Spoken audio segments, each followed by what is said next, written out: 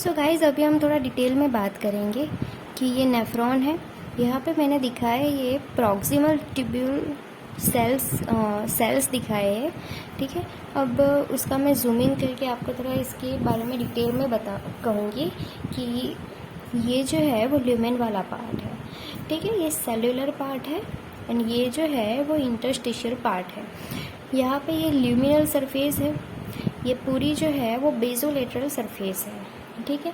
अब आपको ये पहले पॉइंट याद कर लेना है कि cells love to suck sodium, कि ऑल जो ये नेफ्रॉन वाले जो एपिथेलियम है, ओके, ये जो यहाँ पे ये प्रॉक्सिमल ट्यूबुलर सेल्स होंगे, यहाँ पे ये जो thick ascending loop of Henle वाले सेल्स हो गए, यहाँ पे इंटरकलेटेड सेल्स है, यहाँ पे प्रिंसिपल सेल्स, ये चारों जो सेल्स है उसे लव टू सक सोडियम। अब मैं आपको इसका रीज़न बताती हूँ। मतलब कि क्या होगा कि जब भी वो ल्यूमेन में यहाँ पे सोडियम देखेंगे, ठीक है, तो वो उसे अपने ही अंदर ले लेंगे, एब्जॉर्ब कर लेंगे, ठीक है। क्योंकि यहाँ पे ये जो सेल्स होते हैं उसकी बेसोलेटरल मेम्ब्रेन पे होता है ये सोडियम पोटाशियम एटीपीएस पंप। ये ब्लैक वाले मैंने जो दिखाए हैं वो सोडियम पोटाशियम एटीपीएस पंप होते हैं यहाँ पे सारे सेल्स के बेसोलेटरल पार्ट में, not luminal surface but basolateral surface पे ये सोडियम पोटाशियम एटीपीएस पंप होते हैं। वो क्या करेंगे, वो 3 सोडियम को बाहर निकाल देंगे एंड 2 पोटाशियम को ले लेंगे, ठीक है, सेल के अंदर डाल देंगे, जिससे क्या होगा, हमारा जो सेल है वो पोटाशियम रिच हो जाएगा एंड सोडियम पुअर हो जाएगा, ठीक है। इसीलिए ये सेल को सोडियम जो है बहुत ही ज़्यादा पसंद होता है। ल्यूमेन में जब भी वो सोडियम देखेंगे वो उसे सक कर लेंगे, ठीक है। अब सपोज यहाँ पे जो फिल्टर है उस फिल्टर में यहाँ पे आया हमारा सोडियम बाइकार्बोनेट, ठीक है, सोडियम बाइकार्बोनेट है।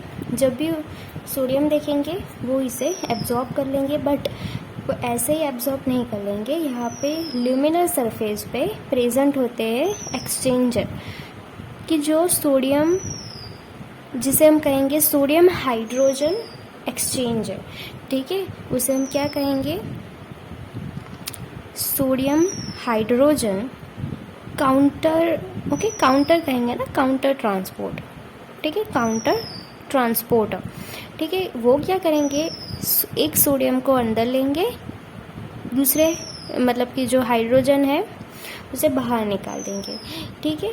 यानी यहाँ पे सोडियम अंदर आ जाए, इसका इन्फ्लक्स होगा, ये इफ्लक्स हो जाएगा, तो ये सोडियम हाइड्रोजन काउंटर ट्रांसपोर्टर होते हैं, यहाँ पे प्रेजेंट होता है ल्यूमिनल सरफेस पे, ठीक है। तो यहाँ पे सोडियम तो अंदर चला गया, बचा के बाइकार्बोनेट हाइड्रोजन के साथ मिलके बनाएगा 10 कार्बोनिक एसिड, ठीक है, कार्बोनिक एसिड बनाएगा।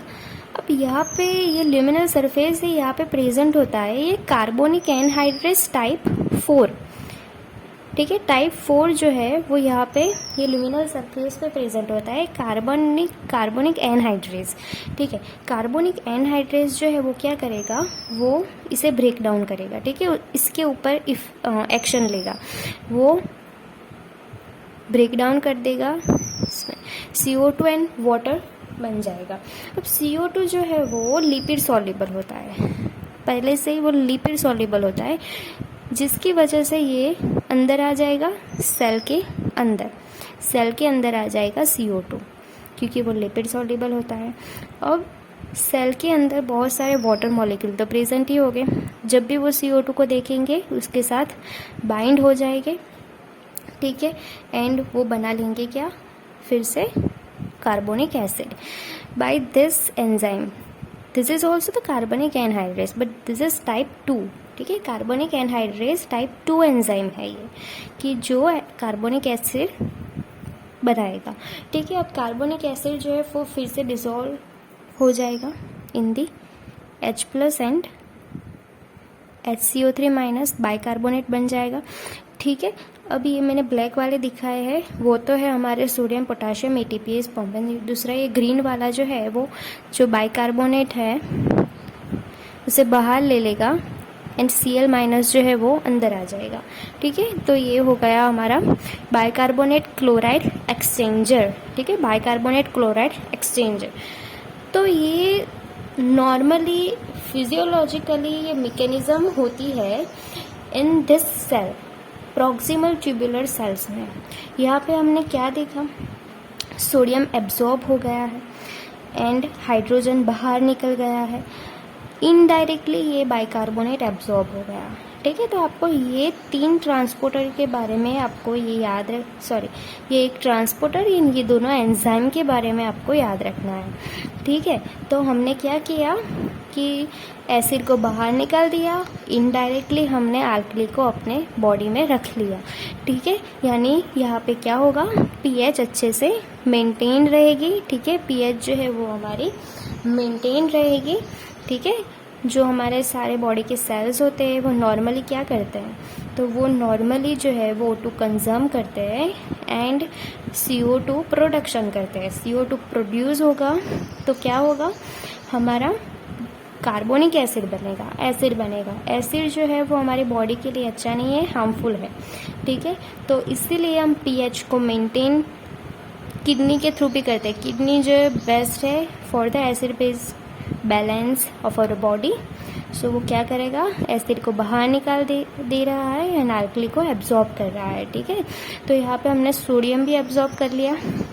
ठीक है, अब दूसरा जो है वो ये हमने फर्स्ट वाली मैकेनिज्म ये वाली देखी। ठीक है, कि यहाँ पे सोडियम हाइड्रोजन काउंटर ट्रांसपोर्टर होते हैं जिससे कि सोडियम जो है वो एब्जॉर्ब होता है। दूसरा सोडियम जो है वो एक्टिवली एब्जॉर्ब होता है ट्रांसपोर्टर से। सो यहाँ पे ओनली एंड ओनली सोडियम के लिए ट्रांसपोर्टर होता है। दूसरा यहाँ पे सोडियम पोटाशियम को ट्रांसपोर्टर होते हैं। ठीक है, को ट्रांसपोर्टर यहाँ पे प्रेजेंट होते हैं, सोडियम भी जाएगा पोटाशियम भी जाएगा एंड यहाँ पे दूसरा सोडियम के साथ एक्टिव रीएब्जॉर्प्शन होगा of the glucose, amino acid, anions and phosphate का। ठीक है, तो यहाँ पे ग्लूकोज भी चला जाएगा, अमाइनो एसिड भी। तो ये सारे जो है इसका मेनली 70 to 85% जितना सोडियम है, ठीक है, वाटर है, ठीक है, उसका एब्जॉर्प्शन हो जाता है यहाँ पे।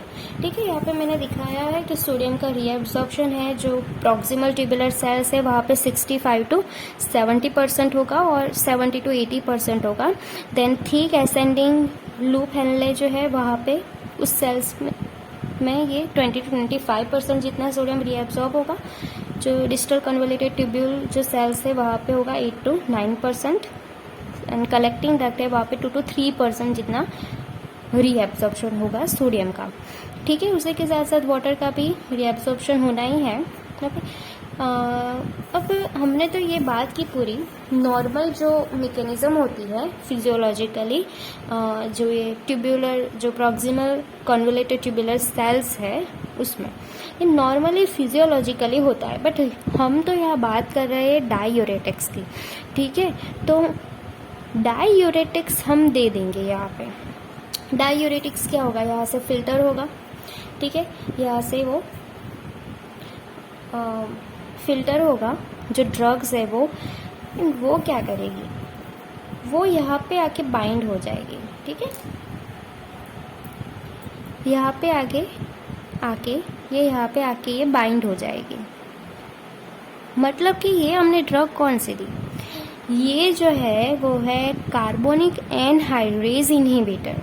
ठीक है, ये जो है वो है कार्बोनिक एनहाइड्रेज इनहिबिटर। मतलब कि ये कार्बोनिक एनहाइड्रेज की जो एंजाइम है उसकी जो एक्टिविटी होती है उसे एंटागोनिस्ट करेगी। ठीक है, एंटागोनिस्ट करेगी, उसकी एक्शन नहीं होने देगी। मतलब क्या होगा कि यहाँ पे ये हमारा कार्बोनिक एसिड बना है तो फिर CO2 वाटर में तो कन्वर्ट ही नहीं होगा, तो फिर CO2 यहाँ पे आएगा ही नहीं, तो फिर से ये कार्बोनिक एसिड भी नहीं बनेगा। कार्बोनिक एसिड नहीं बनेगा तो हमें H+ भी नहीं मिलेगा, तो फिर H+ सिक्रीट नहीं होगा। H+ जो है उसका अमाउंट वो लो हो जाएगा इन द सेल।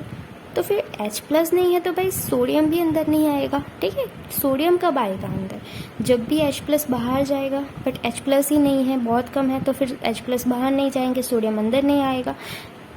तो फिर सोडियम जो है लॉस हो जाएगा। ठीक है, सोडियम जो है उसका लॉस हो जाएगा।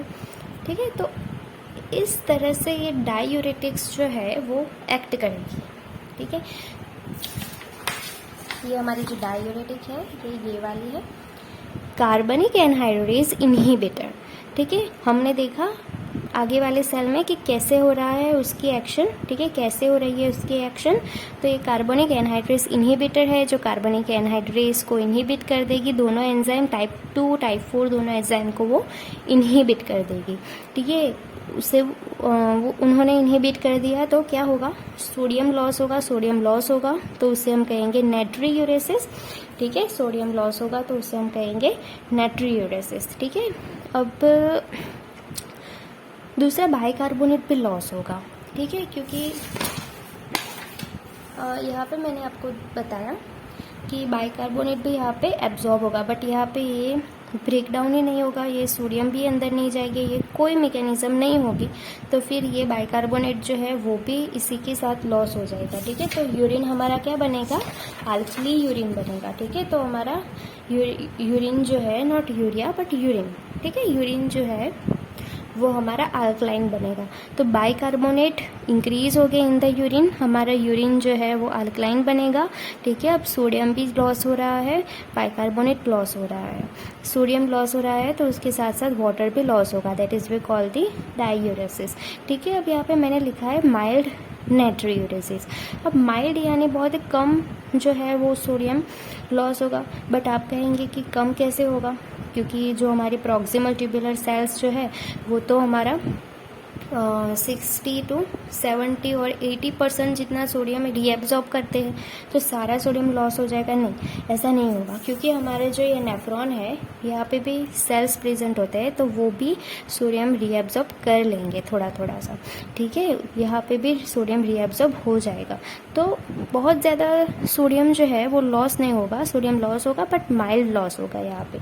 ठीक है, उसका माइल्ड लॉस होगा। ठीक है, तो ये बात हो गई। दूसरा यहाँ पे मैंने आपको दिखाया है ये पोटाशियम। अब ये दोनों की वजह से ना पोटाशियम भी लॉस होता है।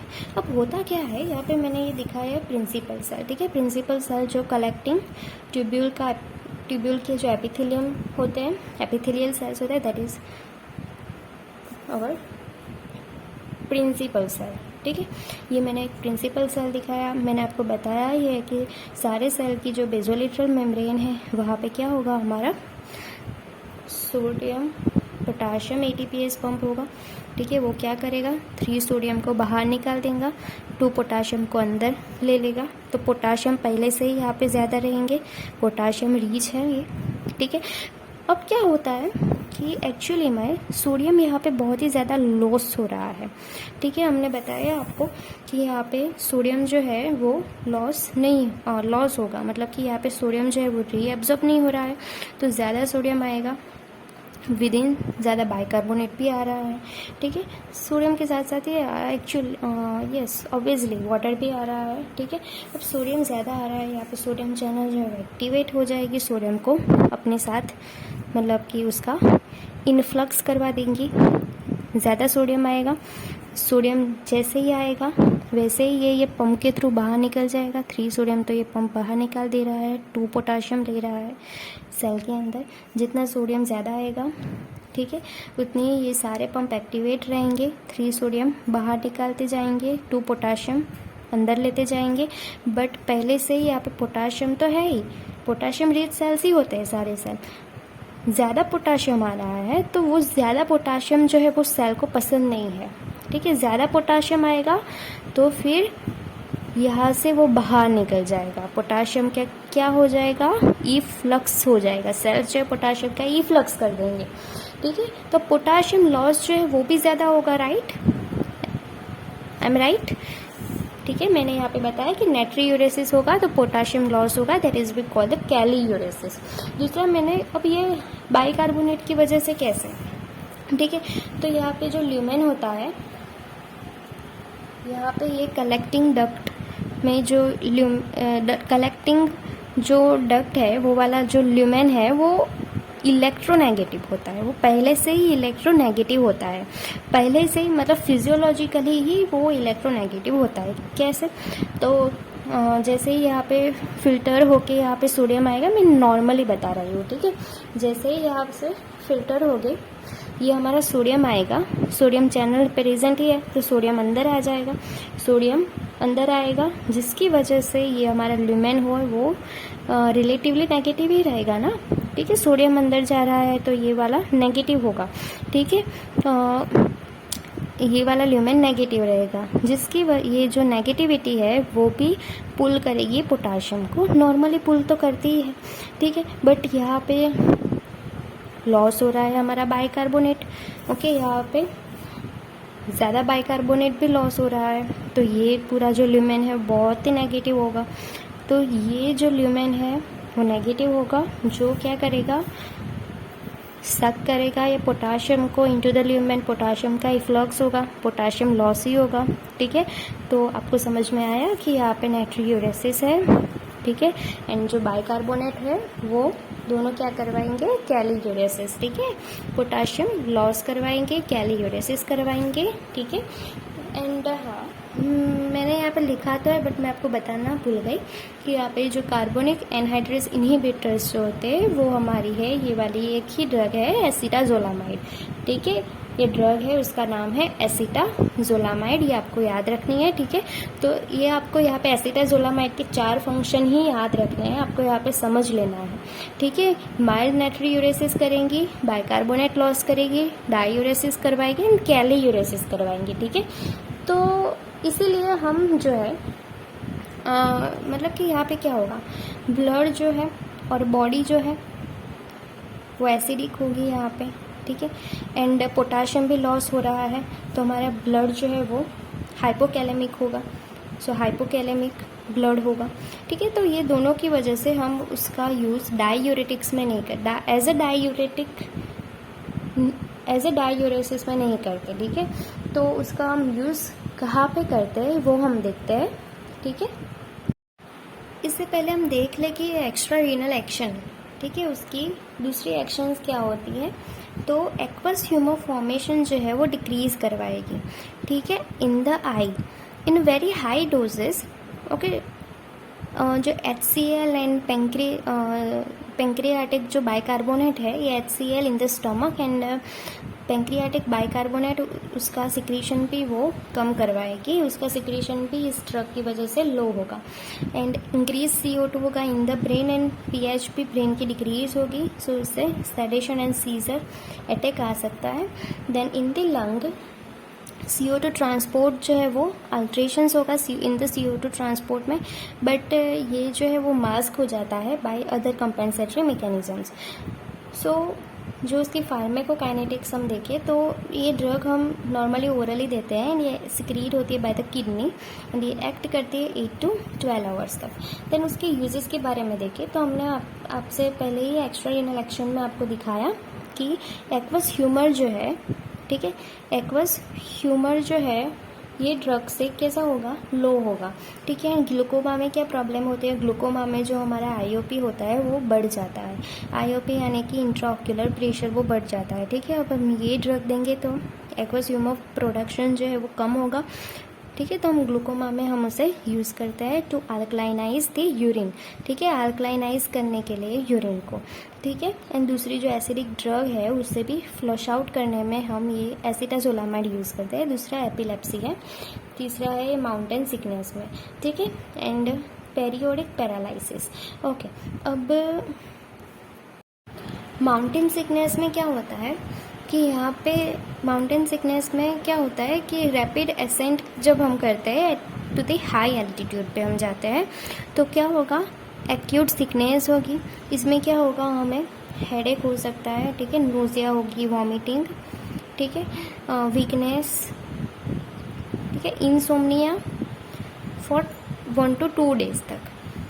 तो इसके लिए हम ये माउंटेन सिकनेस में हम इस ड्रग को हम यूज़ करते हैं, यानी हमें क्या करना है, जब भी हम ये हाई एल्टीट्यूड पर जाए उसके 1 या 2 दिन से पहले हमें ये एसिटाजोलामाइड वाली ड्रग जो है वो हमें ले लेनी है, ठीक है।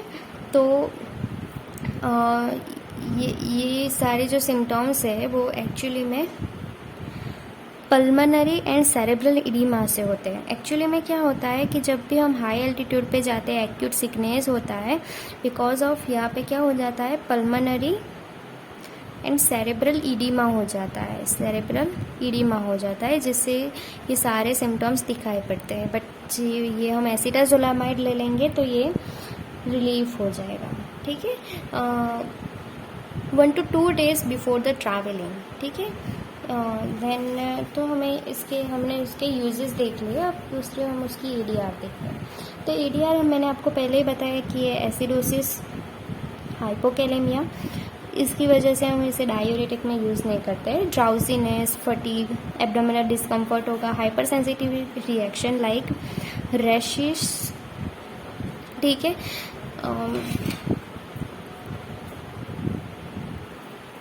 Fever and bone marrow separation जो रेयर है and contraindicated in the liver disease patient, ठीक है। Thank you.